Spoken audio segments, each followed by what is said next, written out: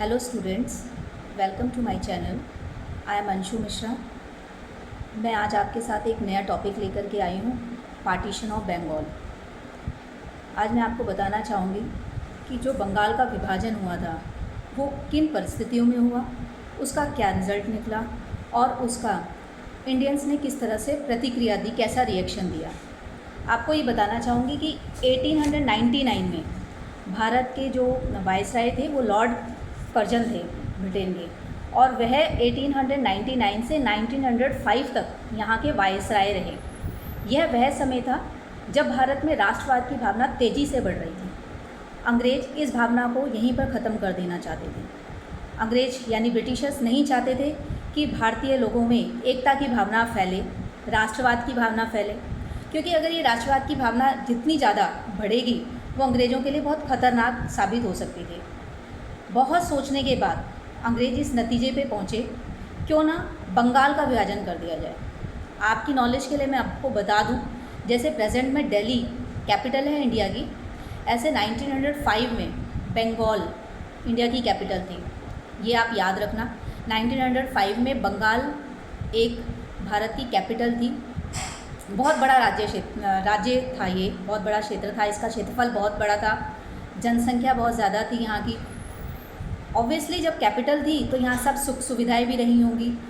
सारे बड़े लेवल के लोग, चाहे वो आप व्यापारी कह लें, चाहे पढ़े लिखे इंटेलेक्चुअल वर्ग के लोग कह लें, सब लोग यहाँ पर रहते थे। जैसे आज के टाइम में दिल्ली में रहते हैं, वैसे वहाँ पर बंगाल में उस टाइम था। बंगाल एक बहुत बड़ा क्षेत्र था, अच्छे क्लास के लोग वहाँ पर रहते थे। ब्रिटिश ने सोचा जब ये सारे बंगाल में रहते हैं, क्यों ना मैं इन बंगाल का विभाजन करके इसका फ़ायदा उठाऊं। लेकिन उन्होंने एक्सक्यूज़ कुछ और दिया। बहुत सोचने के बाद वो इस नतीजे पे पहुंचे, क्यों ना हम बंगाल का विभाजन कर दें। इसलिए लॉर्ड कर्जन ने 1903 में बंगाल का विभाजन का प्रस्ताव रखा।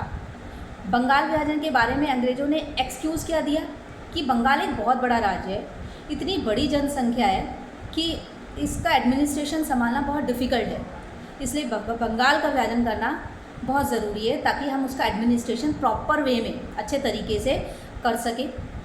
जबकि एक्चुअल में देखा जाए तो अंग्रेज़ यहाँ पर अपनी एक पॉलिसी कारगर करना चाहते थे, जिसे भारतीय लोग समझ गए थे, जिसे डिवाइड एंड रूल की पॉलिसी कहा गया, उसको अंजाम देना चाहते थे। क्योंकि जो बंगाल था उसमें हिंदू बहुल क्षेत्र और मुस्लिम बहुल क्षेत्र था। वे बंगाल को, ईस्ट बंगाल को, जो मुस्लिम मेजॉरिटी वाला क्षेत्र था, भाग था, और जो वेस्ट बंगाल वाला हिस्सा था वो हिंदू बहुल क्षेत्र था।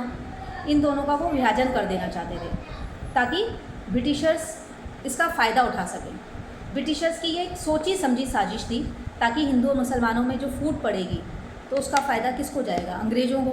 हिंदू सोचेंगे कि अंग्रेज़ उनका फेवर करना चाहते हैं, मुस्लिम सोचेंगे कि अंग्रेज़ उनके फेवर में वर्क करेंगे, उनका हित करेंगे, लेकिन एक्चुअल में वो किसी के सगे नहीं थे, ना वो हिंदू के थे ना मुसलमान के।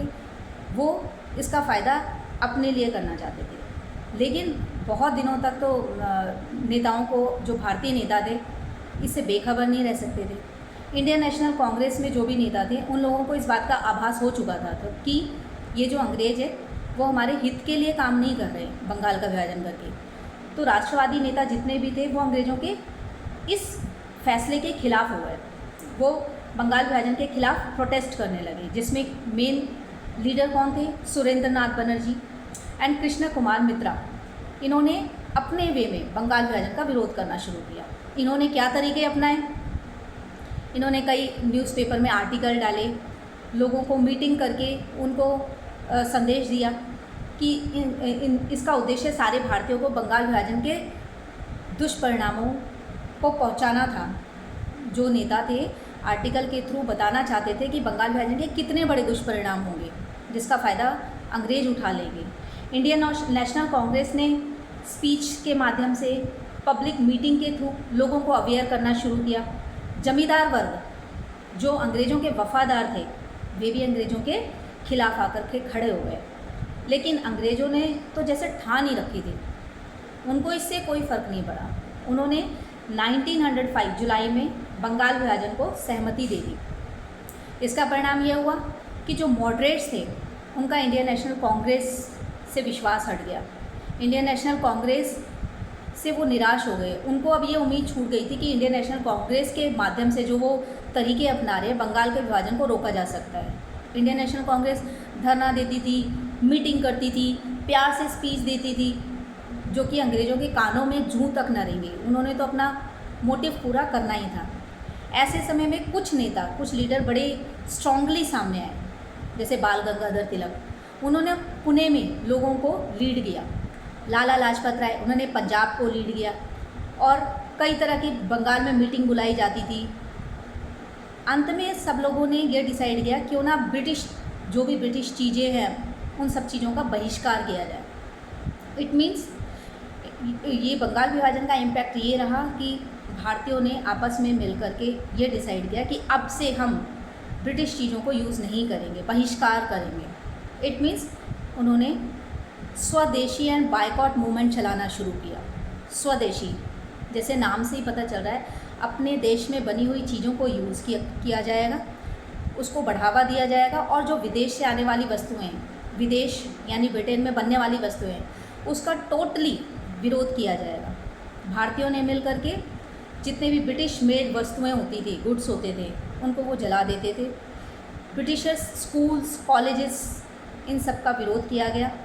लोग जो कि ब्रिटिशर्स के अंडर में वर्क करते थे, उन्होंने जॉब छोड़नी शुरू कर दिया, उनकी उपाधियां छोड़ दी, उनके टाइटल छोड़ दिए, क्योंकि उन सब का मोटिव था कि किसी भी तरह हो सके अंग्रेज़ों को इस प्रस्ताव से पीछे किया जाए, पीछे हटाया जाए, बंगाल के विभाजन को रोका जाए।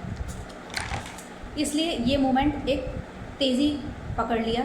इस मूवमेंट में एक तरफ तो विदेशी चीज़ों का पूर्ण बहिष्कार किया गया, तो दूसरी तरफ उसका रिप्लेस करना भी जरूरी था। इसलिए भारत में बहुत सारे फैक्ट्रीज़ लगाई गई, कारखाने लगाए गए, जिसमें कि स्वदेशी वस्तुएं बनाई जाएं, भारतीय वस्तुएं बनाई जाएं। लेकिन अंग्रेज़ों ने तो अपनी तय डेट में 16 अक्टूबर 1905 में बंगाल का विभाजन कर दिया। लोगों की भीड़ सड़कों पर इसके खिलाफ उतर गई। वंदे मातरम का नारा उस टाइम बहुत फेमस हो गया। वंदे मातरम का नारा लगाया गया। स्वदेशी आंदोलन का मेन नारा वंदे मातरम को बनाया गया। लेकिन अंग्रेज़ों ने इस आंदोलन को दबाने के लिए कई नेताओं, जैसे बाल गंगाधर तिलक जैसे नेता को जेल में डाल दिया, और कई माध्यम अपनाए, कई तरीके अपनाए। लेकिन अगर हम बंगाल विभाजन का इम्पैक्ट देखें तो ये भी रहा कि इंडियन नेशनल कांग्रेस, जो भारतीय राष्ट्रीय कांग्रेस बनाई गई थी, वो दो भागों में बढ़ गई, दो विचारधाराओं में बढ़ गई।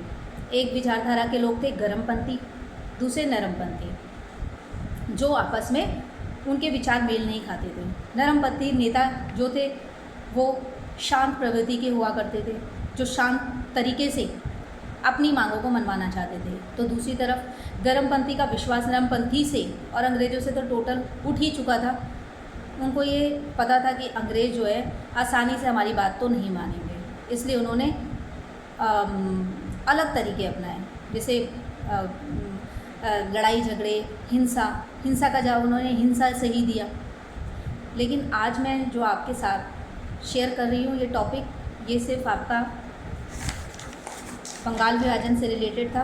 बंगाल का विभाजन कैसे हुआ, कौन सी परिस्थितियों में हुआ, किस तरह से उनका अंग्रेज़ों का इसमें अपना फ़ायदा छुपा हुआ था, और उन्होंने क्या एक्सक्यूज़ेस दिए। बंगाल के विभाजन से रिलेटेड क्वेश्चंस आते हैं तो आप इसे नोट कर लीजिएगा। इसके आगे जो भी टॉपिक रहेगा वो मैं अगली वीडियो में शेयर करूँगी। आज के लिए वीडियो केवल इतना ही है, तो इसे अच्छे से समझ लीजिए, सुन लीजिएगा, अपनी कॉपी में नोट कर लेना। Stay safe, stay healthy. तब तक के लिए बाय, टेक केयर।